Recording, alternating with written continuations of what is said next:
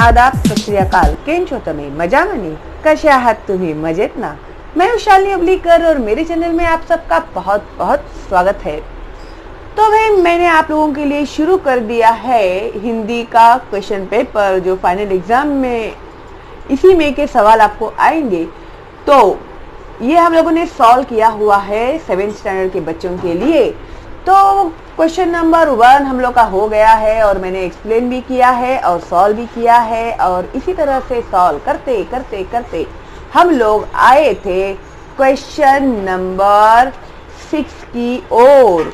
तो जिन बच्चों ने अभी तक क्वेश्चन नंबर 1 to 6 का वीडियो नहीं देखा है और आज पहली बार आप लोग देख रहे हैं मेरा वीडियो, तो अभी सब्सक्राइब कीजिए, बेल का आइकन टैप कीजिए, क्योंकि अभी आगे भी आने वाले हैं बहुत सारे इंपॉर्टेंट वीडियोस जो होंगे आपके एग्जाम के रिलेटेड। तो भाई ऐसी गोल्डन अपॉर्चुनिटी आप लोगों को कहीं नहीं मिलेगी, तो फटाफट सब्सक्राइब कीजिए, बेल का आइकन टैप कीजिए, जो है absolutely free subscription, free video, free education Shalini Hublikar channel में और हुबलीकर मराठी चैनल में।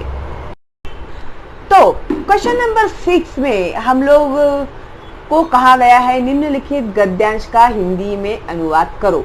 अभी ये जो यहाँ पर आप लोगों को लिख कर दिया हुआ है मराठी में, उसको आपको ट्रांसलेट करना है हिंदी में। अनुवाद करो यानी ट्रांसलेट करो, या तो हिंदी भी कह सकते हैं या फिर इंग्लिश में भी आपको कह सकते हैं, ऐसे कोई जरूरी नहीं है कि वो लोग हिंदी ही बोलेंगे। ओके, तो अभी यहाँ पर ये मैंने ऑलरेडी आप लोगों को पहले पेपर में एक्सप्लेन कर दिया है, जिन्होंने नहीं देखा है तो प्लीज देख लीजिएगा। एक होते माकड, एक होती मांजर आणि एक होता उंदीर, त्या तिघांची फार गट्टी होती। एकदा त्यांनी खीर करायचे ठरवले। दिखाई दे रहा है क्या?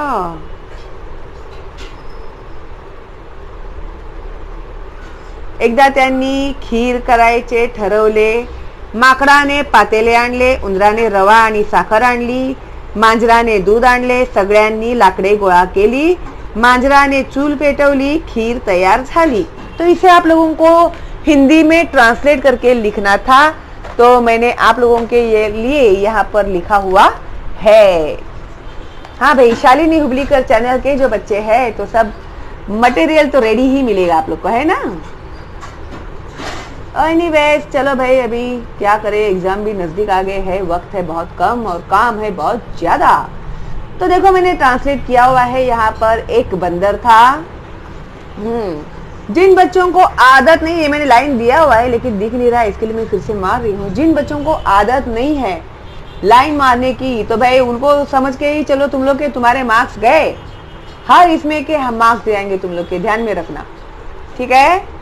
तो देखो भाई यहाँ पर अभी हम लोग रीड करते हैं। मैंने पूरा ट्रांसलेट किया है। एक बंदर था, माकड़ यानी बंदर, एक बिल्ली थी और एक चूहा था। एक बार उन्होंने खीर बनाने का सोचा। बंदर ने पतीला लाया, चूहे ने सूजी और शक्कर लाया, बिल्ली दूध लाई। सबने लकड़ियां इकट्ठा की, बिल्ली ने चूल्हा जलाया, खीर बन गई। इस तरह से आप लोगों को ये ट्रांसलेट करना है। ओके, खबर पड़ी? समझी गया तमे लोगो? Do you understand? ओके, तो आगे बढ़ते हैं हम लोग। गुड। नेक्स्ट आप लोग को दिया है क्वेश्चन नंबर 7, जो आप लोग लिखोगे न्यू पेज के ऊपर आंसर शीट के। ओके, तो यहाँ पर है निम्नलिखित प्रश्नों में से किसी एक प्रश्न का उत्तर लिखो। तो यहाँ पर आप लोगों को 3 ऑप्शंस इन लोगों ने दिए हुए हैं, जो कि है 5 मार्क का। उसमें से आप लोगों को एक ही सॉल्व करने के लिए कहा है। तो फर्स्ट वन इज व्हाट? लड़का लड़की एक समान विषय पर 8-10 वाक्य लिखो।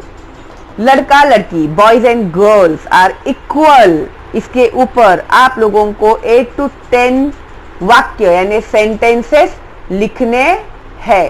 ओके, फिर उसके बाद एक 2, कल्पना करो यदि तुम पशु पक्षियों की बोलियां समझ पाते तो क्या होता। अगर तुम लोग एनिमल्स और बर्ड्स की जो लैंग्वेज है, बोलियां यानी लैंग्वेज, अगर तुम लोग समझ पाते तो क्या होता। 3, आपने अंधश्रद्धा निर्मूलन के लिए घर में, विद्यालय में, परिवेश में क्या प्रयास किए हैं, ये लिखो। तो अंधश्रद्धा यानी जिस बात पर बिना कोई सबूत के उस बात को मान लेना, उसे कहते हैं अंधश्रद्धा। जैसे बिल्ली ने रास्ता काट दिया तो अरे अरे अभी काम नहीं होगा। कोई बाहर जा रहा है, किसी ने छींका तो बोलेंगे अरे अरे अभी काम नहीं होगा। कांच का टूटना, अरे अरे अशुभ हो गया। कोई बोलता है शुभ हो गया, कोई बोलता है अशुभ हो गया। चांदी मिलना शुभ होता है बोलते हैं, सोना मिलना अशुभ होता है बोलते हैं। क्या क्या लोग बोलते हैं पता नहीं, इसी को बोलते हैं अंधश्रद्धा। ओके, तो इसके ऊपर आपने कभी किसी को कहा है क्या? घर में जैसे इन लॉज होते हैं, मम्मी होती है ना, तो उन लोगों को कुछ ऐसे अंधश्रद्धा है तो उन्हें आपने कभी बताया कुछ, कह रहे ये ऐसा नहीं होता है, साइंटिफिकली ऐसा होता है करके। और विद्यालय में यानी स्कूल में किसी को आपने बताया है कि भाई ये गलत है, अगर आप मेहनत करोगे तो ही आपको रिजल्ट मिलेगा। और फिर परिवेश में यानी अपनी सोसाइटी में कभी आप लोगों ने लोगों को प्रूव किया है कि भाई आप लोगों को क्या करना चाहिए, इस बात को आपको नहीं मानना चाहिए, ये गलत है, ऐसा कोई है सबूत जो आप ऐसे किया है आपने काम, तो उसके बारे में आप लोगों को यहाँ पर लिखना है।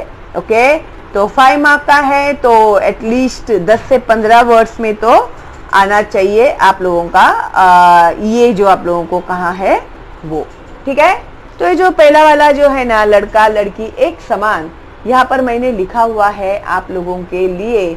तो लड़का लड़की एक समान यानी equality of boys and girls. आज के युग में लड़का और लड़की में कोई भेदभाव नहीं करता।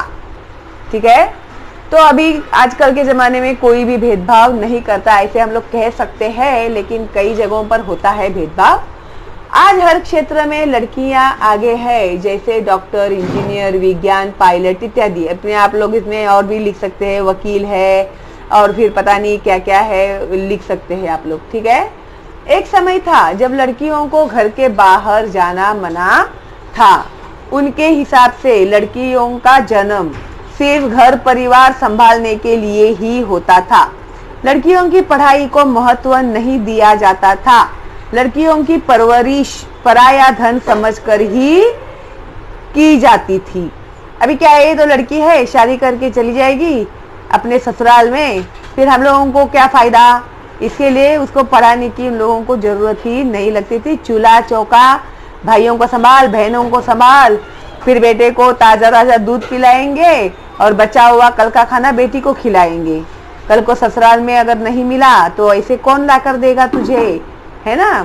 तो इसी तरह से टॉर्चर किया जाता था। गुस्सा आ रहा है ना तुम लोगों को? तो इस तरह की मेंटालिटी होती थी। तो परंतु धीरे धीरे समाज में लोगों की सोच में बदलाव आया है।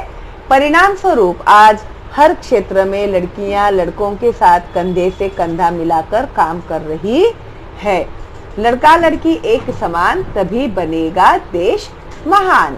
ठीक है, तो इतना आप लिखोगे तो आप लोगों को मिल जाएंगे पूरे मार्क्स। और एक एक एक, एक गलतियों के आधे आधे मार्क कट होंगे। फिर 4 भी मिल सकते हैं, 3 भी मिल सकते हैं, 2 भी मिल सकते हैं। इसके लिए ना एक बार तो आप लोगों को लिख कर निकालना ही चाहिए। लिखने का बोलेगा ना तो आप लोगों को बहुत कंटाला आता है, मुझे पता है सब। आसुरे 1 नंबर के तुम लोग, एग्जाम में तो लिखना ही पड़ेगा ना, तो लिख लिख कर निकालो। एक बात तो मानो। Okay, good, very good. तो भाई इस तरह से आप लोगों को ये लिखना है। अभी नेक्स्ट जो मैंने आप लोगों को बताया था, आप लोगों को इन लोगों ने दिया हुआ है यहाँ पर। कल्पना करो यदि तुम पशु पक्षियों की बोलियां समझ पाते तो क्या होता। तो इसमें तुम लोग ऐसे लिख सकते हैं कि सुबह सवेरे उठते ही पंछियों की चहचहाहट रहती है, कबूतर गुटरगू करते रहते हैं, तो उनकी बहुत सारी पक्षियों की आवाज़ें हमारे कानों में गूंजते रहती है। लेकिन अगर हम समझ पाते उनकी बोली तो हम पता लगा सकते थे कि उनकी भावनाएं क्या है, हमारे बारे में वो लोग क्या सोचते हैं। क्या वो लोग ऐसा सोचते होंगे कि हम लोग इंसान लोग उन्हें बहुत तकलीफ दे रहे हैं, उनकी जो जगह है, जो पेड़ है, उसे हम लोग तोड़ रहे हैं, और उनका जो रहने का जो सहारा है वो उनसे छीन जाने की वजह से वो बेसहारा हो गए हैं। और फिर वो लोग फिर हम लोगों के घरों के छतों के ऊपर, हमारी कॉलोनीज में, हमारी गैलरीज में फिर वो लोग आते हैं, बेचारे कहाँ जाएंगे, है ना। तो हम लोग समझ पाते उनका दर्द, है ना। तो हो सकता है कोई अच्छी भी बात हो, उनको भूख लगी होती है, वो चहचहाकर हमें शायद खाना मांगते होंगे, तो हम समझ पाते अगर उनकी बोली हमें पता चलती तो उन्हें क्या चाहिए, क्या वो घर चाहते हैं हम लोग उनसे, क्या मदद चाहते हैं वो हम लोग समझ पाते। तो इस तरह से आप लोग लिख सकते हैं, ठीक है। अगर मुझे वक्त मिलेगा ना तो मैं आप लोगों को ये लिख कर देती हूँ। दूं क्या नहीं दूं, मुझे कमेंट बॉक्स में आप लोग बताना। हाँ, मैंने तो अनवांटेड में मेहनत नहीं करते बैठने वाली, क्योंकि बहुत काम है मुझे, क्या। फिर उसके आगे ये जो है ना अंधश्रद्धा के बारे में, तो मैं आप लोग को एक्सप्लेन कर देती हूँ। तो सबसे पहले हमारे घर में मेरी दादी का मानना है कि यदि कोई घर से बाहर जा रहा हो और किसी को छींक आ जाए तो जाने वाले का काम पूरा नहीं होगा। यदि कोई बाहर जा रहा हो और कोई छींक दे तो वे बाहर जाने वाले को रोक देती थी। हम सभी उनकी इस आदत से परेशान थे। एक बार मेरे भाई को इंटरव्यू के लिए जाना था, बोलो, या फिर परदेश जाना था, या देश के बाहर जाना था, किसी इम्पोर्टेंट काम के लिए जाना था, कुछ भी लिख सकते हैं, भाई, पिता, दीदी, कुछ भी लिख सकते हैं, ठीक है। शहर से बाहर जाना था, सर्दी का मौसम था, बहुत जुकाम हो रहा था। जैसे ही भाई ने अपना बैग उठाया, मुझे जोर जोर से छींकें आने लगी। दादी ने भाई को जाने नहीं दिया और उनका बहुत महत्वपूर्ण इंटरव्यू रुक गया। घर में सब बहुत दुखी हुए। मैंने दादी को समझाया कि छींक एक स्वाभाविक क्रिया है जो कभी भी किसी को भी आ सकती है। दादी के मन में भाई के इंटरव्यू को लेकर अफसोस था। उन्होंने मेरी बात समझी और अपनी आदत को छोड़ दिया, ठीक है। तो अभी इन्होंने यहाँ पर अपनी दादी की जो छींक की आदत है वो दी है। या फिर आप ऐसे भी लिख सकते हैं कि हमारे घर में अगर शीशा टूट जाता है तो ऐसे मानते हैं, या फिर बिल्ली रास्ता काटती है तो उसे बुरा मानते हैं, और मेरी दादी या मेरी नानी या मेरी मम्मी हम लोगों को जाने नहीं देती थी, फिर मैंने उसे समझा। ऐसे आप लोग कुछ भी लिख सकते है। ये एक खाली एग्जाम्पल है आप लोगों के लिए, आपको आइडिया आने के लिए, ओके। और सेकेंड, विद्यालय में अंधश्रद्धा को आपने किस तरह से किया, तो एक एग्जाम्पल है ये। मेरी सहेली भगवान में मंदिर जाने में बहुत श्रद्धा रखती थी, यहाँ तक कि परीक्षा के दिनों में भी पढ़ाई को अधिक समय देने के स्थान पर पूजा पाठ में अधिक समय बिताने लगती थी। उसका विश्वास था कि पूजा से प्रसन्न होकर भगवान उसे और अच्छे अंक दिलवाएंगे। ये भी तुम लोगों की तरह ही है क्या? जब एग्जाम्स आते हैं तो भगवान की बहुत याद आती है ना? तुम लोगों को भी याद आती है ना, बहुत पूजा बीजा करने लगते हैं। जैसे मम्मी पापा को फिर झटके आने लगते हैं, अरे मेरे बच्चा, मेरा प्यारा, मेरा लाल, मेरा नीला, है ना। मालूम है मुझे। एक दिन मैंने उसे समझाया कि भगवान में श्रद्धा रखना अच्छी बात है बच्चों, परंतु पढ़ाई के स्थान पर पूजा पाठ में लगे रहने से अंक नहीं आएंगे। यह अंधश्रद्धा है। ईश्वर भी उन्हीं की सहायता करता है जो स्वयं परिश्रम करते हैं, जो खुद मेहनत करते हैं। उसे मेरी बात समझ में आई और उसने पढ़ाई पर ध्यान देना शुरू कर दिया। तो भगवान भी उन्हीं का साथ देते हैं जो मेहनत करते हैं। तो अभी ईमानदारी से पढ़ाई में लग जाओ, ठीक है, मेहनत करो, तो तुम लोग को सफलता जरूर मिलेगी। फिर उसके बाद है परिवेश में, यानी सोसाइटी में उन्होंने एक एग्जाम्पल दिया है। हमारी सोसाइटी में हर सुबह साधु के वेश में एक व्यक्ति आता था और चारों ओर घूमकर घंटी बजाता था। फिर सबसे धर्म के नाम पर पैसा मांगता था और कोई 10 रुपए तो कोई 20 रुपए उसे देता था।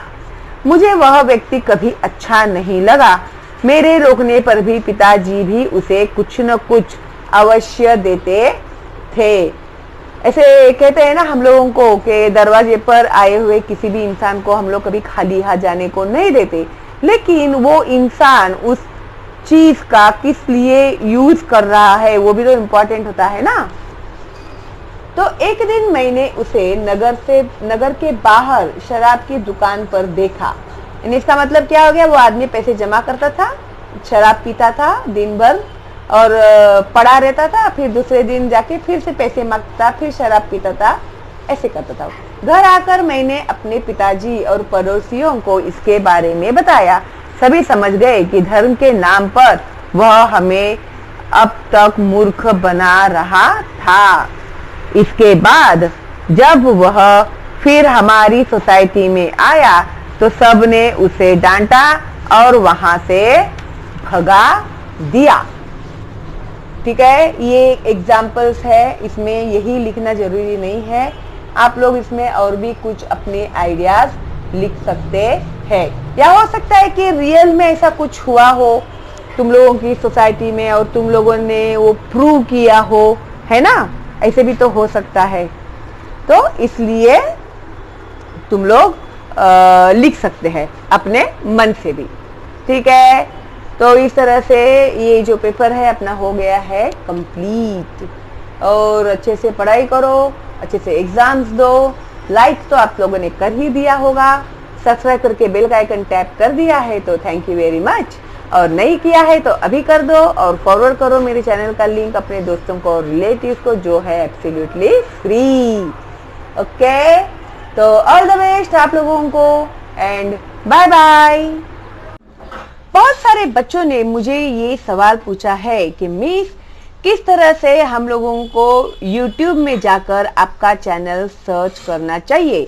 तो सिर्फ मेरा ही नहीं, आप लोगों को कोई भी अगर चैनल सर्च करना है तो मैं बहुत ही सिंपल वे आप लोगों को दिखाने वाली हूँ। अभी ये देखो, ये है हमारा मोबाइल में यहाँ पर आप लोगों को दिखाई देगा YouTube। तो YouTube के ऊपर आप लोग क्लिक कीजिए।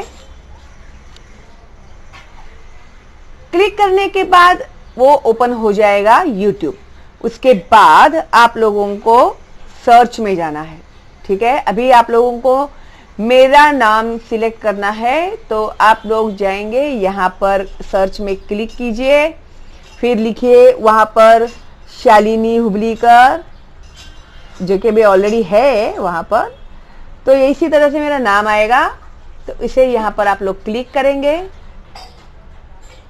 हो गया, क्लिक करने के बाद शालिनी हुबलीकर का जो चैनल है वो ओपन हो जाता है। तो आप लोगों को यहाँ से सब्सक्राइब करना है और फिर बेल का आइकन भी टैप करना है। उसके बाद आप लोगों को अगर जाना है मेरे प्लेलिस्ट में, तो आप लोगों को ये जो मेरा प्यारा सा फोटो दिखाई दे रहा है उसके ऊपर आपको क्लिक करना है। अभी देखो यहाँ पर मेरा जो YouTube का जो मेरा होम वीडियो प्लेलिस्ट वगैरह है, सब कुछ यहाँ पर देखो अभी आपको दिखाई दे रहा है। तो ऐसे भी आप लोग देख सकते हैं, कम्युनिटी मेंबर्स वो सब, पता नहीं आप लोग को दिखेगा या नहीं, लेकिन प्लेलिस्ट आपको दिखेगा जरूर। और इसमें देखिए यहाँ पर मैंने फर्स्ट स्टैंडर्ड से लेके SSC तक के बच्चों के लिए वीडियोस अपलोड किए हुए हैं। और यहाँ पर जो स्टूडेंट स्पेशल है, इसमें मैंने बच्चों को इंस्ट्रक्शंस दिए हैं कि किस तरह से आपको पढ़ाई करनी चाहिए। अगर आपका कंसंट्रेशन नहीं लगता है तो आपको क्या करना चाहिए, मैथ्स और अदर सब्जेक्ट की पढ़ाई आप लोगों को किस तरह से करना चाहिए। SSC के बच्चों के लिए भी मैंने किस तरह से आप लोगों को कैरियर सिलेक्ट करना है, वो भी सब मैंने इसमें बताया है, तो जरूर देखिएगा आप लोग। उसके बाद यहाँ पर देखिए 5th 10th स्टैंडर्ड के बच्चे हैं। फिर यहाँ पर मैंने ऐसे फॉर्मल लेटर्स, पत्र लेखन, देखो भाई यहाँ पर मैं आपको दिखा ही देती हूँ। तो इसके लिए मैंने एक अलग से कॉलम बनाया है। देखो, इंग्लिश ऐसे, माय हॉबी, फिर महात्मा गांधी, फिर उसके बाद क्या है, गांव का मेला, मेरी माँ, ऐसे सब कुछ इसमें मैंने लिखा हुआ है। उसके अलावा इंटरव्यू क्वेश्चंस भी इसमें दिए हुए हैं, रिपोर्ट राइटिंग दिया हुआ है, डायलॉग राइटिंग दिया हुआ है, सूचना फलक तैयार करा, विज्ञापन, ओके, माझा देश, और इसमें लेटर राइटिंग भी है,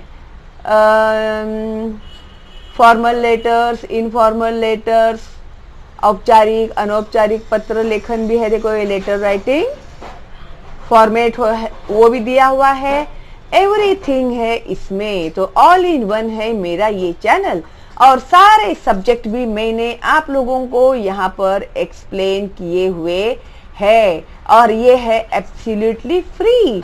तो भाई क्यों ना आप इसका फायदा उठाए और अपने दोस्तों को और अपने जान पहचान वालों को भी इसका फायदा उठाने के लिए आप लोग प्लीज मेरे चैनल का लिंक फॉरवर्ड कीजिएगा, ठीक है। सिर्फ नेशनल लेवल पर ही नहीं, तो इंटरनेशनल लेवल पर भी मेरा ये चैनल बहुत पॉपुलर हो गया है, और मुझे Europe, Japan, Germany, China, Arabia, Dubai, सब जगह से मुझे मैसेज आ रहे हैं बच्चों के। तो आई एम वेरी हैप्पी कि भाई मैं इतना मेहनत कर रही हूँ, तो और इतने सारे बच्चे देख रहे हैं, तो गुड, और ज़्यादा से ज़्यादा बच्चे देखें, यही मेरी ख्वाहिश है, ठीक है। तो चलो फिर मिलते हैं अगली वीडियो में बहुत जल्दी ही, तब तक के लिए all the best and bye bye.